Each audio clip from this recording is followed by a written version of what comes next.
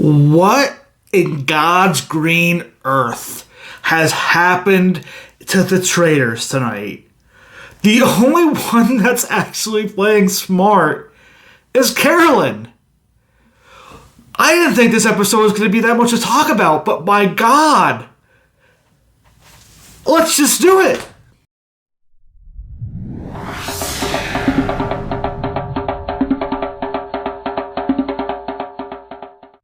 That's right. The Traitors, episode 5 in season 3, one that was either going to be an easy Rob vote out because Rob went way too hard at Bob last time that so many people are recognizing, hey, you probably are a traitor because you knew Bob was a traitor so, certainly. Well, turned into a Nikki banishment because the Bambis fell apart. Chriselle took a reaction of hearing her name was thrown out from Nikki as if, oh, that's a traitor. And completely, I'm sure the round table was going to vote Nikki out anyway, but completely made it obvious Nikki was going home, a faithful. You have Danielle. We'll talk about Danielle here in a second, because stupid.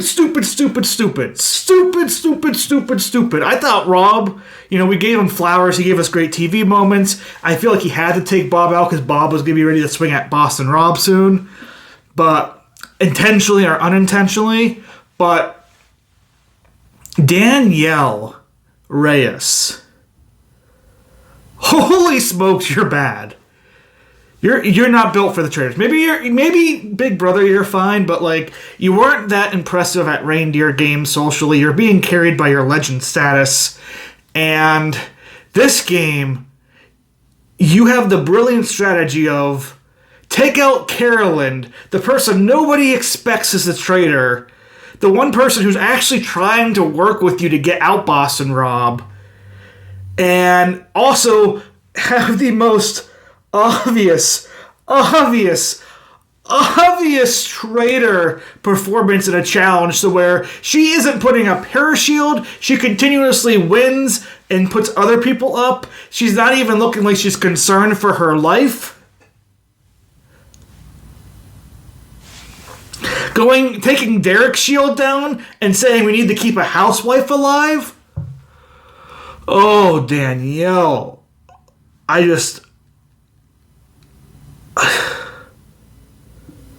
So dumb. And she was already kind of dumb for killing Jeremy when Jeremy started saying her name, which I get a little bit of that, but she should be found out. I think of the Big Brother traitors we've had so far, Danielle has somehow managed to go into the game and be a worse traitor than Dan Giesling. Cody Califanore, you look like a great Big Brother traitor compared to Dan Giesling and Danielle Reyes, God damn it.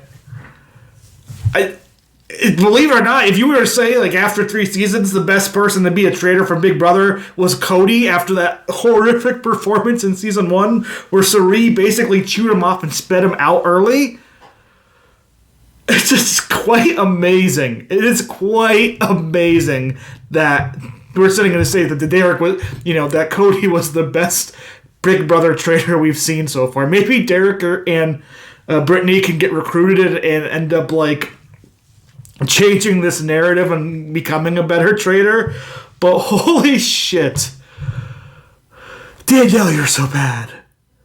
I don't know how you can get any sus on you tonight. I mean, obviously, I think that, the Bambi's kind of going out, Nikki maybe giving a little bit more sus behavior, and the people allowing the 2 coffin theory being right as there. Everybody is scared, I think, to put out Boston's Rob name too much. I think that is bad for Rob because I do think he could have worked with the Bambis as a 3 and used them as his ally shield alongside a Dylan. But he's kind of lost the Bambis now in terms of there's only 2 of them, and I don't know how easy they're going to be to corral into a voting group. I think he had Nicole. All he needed to do was find a way to keep Nicole safe tonight, and I think him and the Bambis would be set up to go long into this game. But my God, I can't believe it. Wes getting caught because Lord Ivar is happily putting out there. Wes is not used to games with people who are, he might say he's used to games with idiots, but people who are just like, oh yeah, Wes came up with this great theory last night about Boston Rob being a traitor. And Wes is now having the backpedal on Rob, hoping he gets on Rob's good side again. But at the end of the night, we see Derek and Wes saying like, hey, Boston Rob's a traitor, and when it's time to go after him, we're gonna go after him. He better murder me, or else I'm gonna start coming after him. Which I would think would go well into the next episode. But Danielle went out there and started telling people Carolyn out of nowhere because she wants to get Carolyn put out so she can recruit somebody to knock Boston Rob out.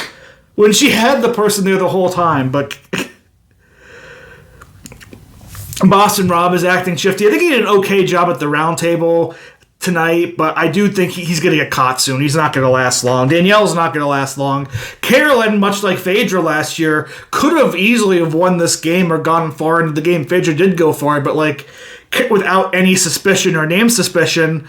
But unfortunately, Danielle, like Dan Giesling did last year, just torched that up just because stupid players do stupid things from Big Brother. I just don't know what to think. I mean, the challenge was kind of nice. I wish there was more shields on the line. That would have been a nice element to that. Didn't get that much from Dylan Efron tonight. He's kind of the star. Carolyn continues to be the star of the show with confessionals, with her gameplay, with her story. I think we're supposed to be rooting for Carolyn the most. I'm rooting for Carolyn the most. Brittany, I think, had a decent showing tonight. I definitely think, maybe her eyes are up on Danielle. She's like, man, you really want to work with me right now, Danielle, and you're really going after Carolyn, and there's no way Carolyn can handle being a traitor. And Danielle's like, no, trust me, Brittany, that would be the perfect thing to do. Even Derek's getting sus on Danielle. It's just, these traitors are pretty bad. These traitors are pretty horrible. I just don't understand what's going to happen these future weeks. And seeing in the preview, we're seeing at next week roundtable, Carolyn coming at Danielle. So I don't even know if Rob's going to be in the crossfire. I don't know where we're going to go. Obviously, Sierra, as one of the last people in the coffins, thinks she's next. I'm hoping this crew is smart enough not to think that, or at least you can leave her until later. If she is a traitor, you'll find out. But I just can't believe, I cannot believe the gameplay that's today. Like, the absolute wild gameplay. The Bambies in Chriselle imploding, the Boston Rob being way too paranoid and caught up and running around. Danielle just going full dumb mode. Just full dumb mode. Dumb Danielle. That's her nickname for me for the rest of this. She has a long way to go before I pull herself out. She's Dumb Danielle. Carolyn, I think, has done pretty well, but Danielle's throwing her name out there, so now there's going to be heat that way. And yeah.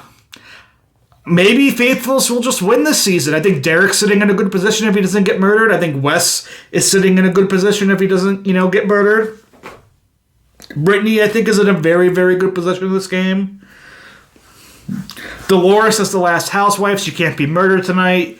By murdering another housewife, I think Carolyn once again was saying the right stuff to Rob and to Danielle. Like, hey, killing another housewife, all that is probably going to do is clear Dolores.